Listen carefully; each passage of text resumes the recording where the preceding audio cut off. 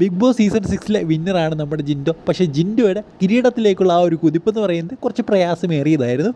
ഒരു സമയത്ത് എല്ലാവരും എഴുതി തള്ളിയ മത്സരമായിരുന്നു, പലരും മണ്ടൻ ടാഗ് കൊടുത്ത മത്സരമായിരുന്നു. പക്ഷേ അവിടെ നിന്നൊക്കെയാണ് അദ്ദേഹം ഈ ഒരു വിജയത്തിലേക്ക് എത്തിയത്. സീസൺ 6 എന്ന് പറയുന്നത് തന്നെ വളരെ സ്ട്രോങ് കണ്ടസ്റ്റൻസിൻ്റെ സീസണായിരുന്നു. ഇപ്പോൾ റോക്കി ആണെങ്കിലും, സിബിൻ ആണെങ്കിലും, രതീഷ് ആണെങ്കിലും, ജാസ്മിൻ ആണെങ്കിലും, അതുപോലെ തന്നെ മിക്കവാറുള്ള പലരും മികച്ച മത്സരാർത്ഥികൾ തന്നെയായിരുന്നു. എന്തായാലും ഇവരെല്ലാം മത്സരിക്കുന്നത് ആ ഒരു കിരീടത്തിനും ആ ഒരു 50 ലക്ഷം രൂപയ്ക്കാണ്. നമുക്കെല്ലാവർക്കും അറിയാം 50 ലക്ഷം രൂപയാണ് ഇതിൻ്റെ വിജയിക്ക് ലഭിക്കുന്നത്. കോൺഫിഡൻസ് ഗ്രൂപ്പാണ് അത് നൽകുന്നത്.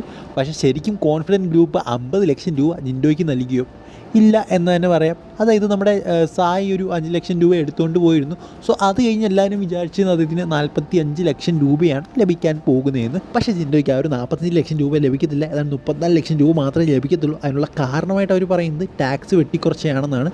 അത് വലിയൊരു പ്രശ്നമാണോ എന്ന് ചോദിച്ചാൽ എനിക്കറിയില്ല. ടാക്സ് എപ്പോഴും അങ്ങനെ ചെയ്യാറുള്ളതാണ്. പിന്നെ എടുത്തു പറയേണ്ട ഒരു കാര്യം എന്ന് പറയുന്നത്, ജിൻഡോയ്ക്ക് കോൺഫിഡൻറ്റ് ഗ്രൂപ്പിൻ്റെ അടുത്തൊരു സിനിമയിലേക്ക്, അതായത് അവർ പ്രൊഡ്യൂസ് ചെയ്യുന്ന അടുത്ത സിനിമയിലേക്ക് ഒരു അവസരം ലഭിച്ചിട്ടുണ്ടെന്നാണ് ജിൻഡോ തന്നെ നമ്മളോട് പറഞ്ഞിട്ടുള്ളത്.